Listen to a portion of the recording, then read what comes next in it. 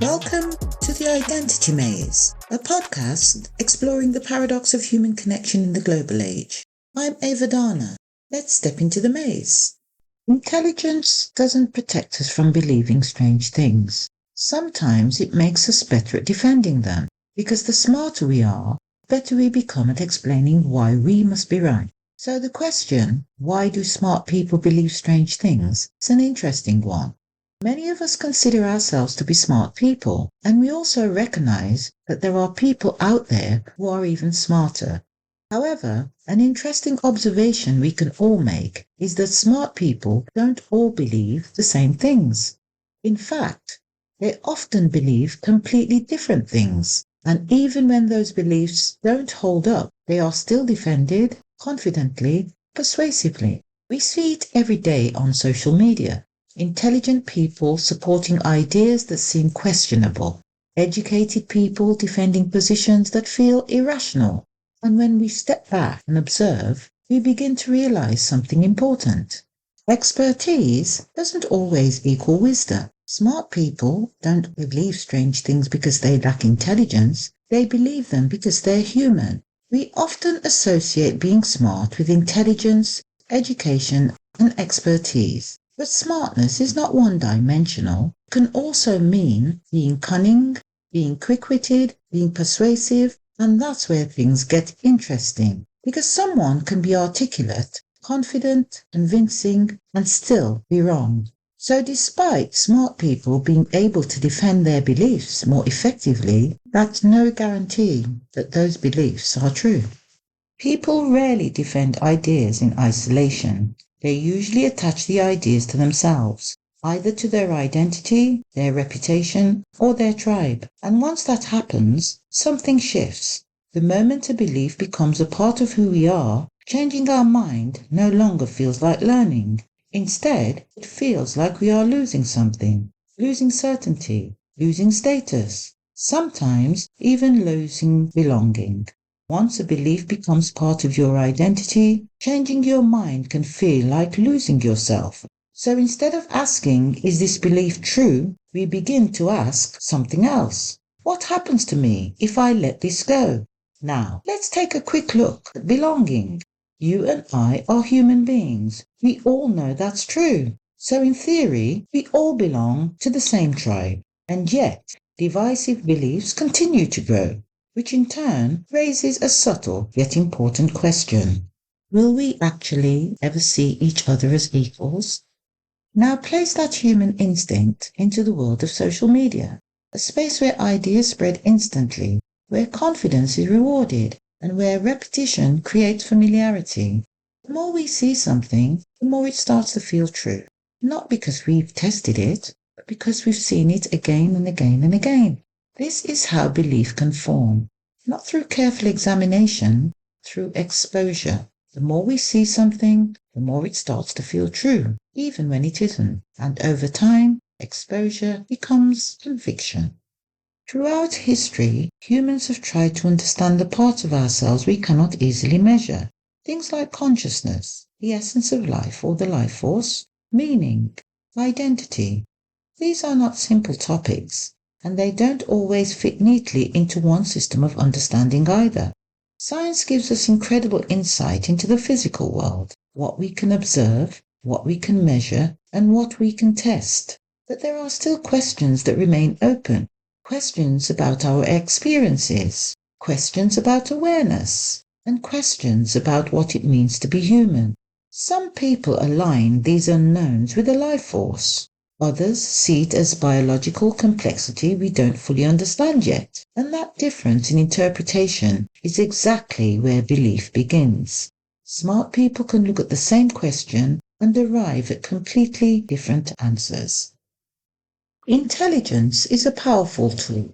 It allows us to analyze, to reason, to communicate, but it also allows us to justify, to construct arguments, to defend positions, even when those positions may not be true. Intelligence doesn't always ask what is true. Sometimes it asks, how can I defend this? And once we start there, we are no longer searching for truth. We are building a case.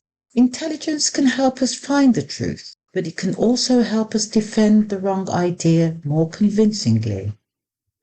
Now let's extend this conversation by taking a look at what's happening right now in the real world. We begin to see something that feels very familiar. Across social media platforms, there's a growing pattern.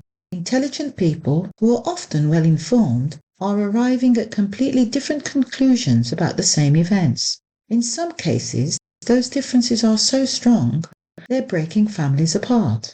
There are documented cases of people saying they feel like they're losing loved ones, not physically, but through belief. And what's striking is this. These beliefs are not always formed through direct experience. They're often shaped through what people see repeatedly online. The same ideas, the same narratives, appearing again and again until they start to feel true. Not because they've been tested, but because they've become familiar.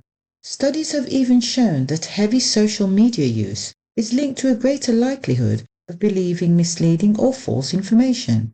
And when you combine that with algorithm-driven content, something interesting begins to happen.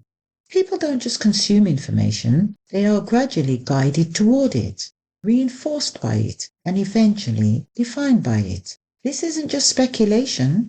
Reports from outlets like The Guardian and The New Yorker have highlighted how online communities and fringe ideas are increasingly shaping real-world beliefs, even influencing political identity. And this is where everything connects. Because what we are seeing is not a failure of intelligence, it's a reflection of how belief actually works. People are not just responding to facts, they're responding to interpretation, to repetition, to the environment they're immersed in. And once a belief takes hold, it becomes something we defend, not just logically, but personally, which brings us back to the core idea. Intelligence does not protect us from believing strange things. In many cases, it simply gives us better tools to justify them.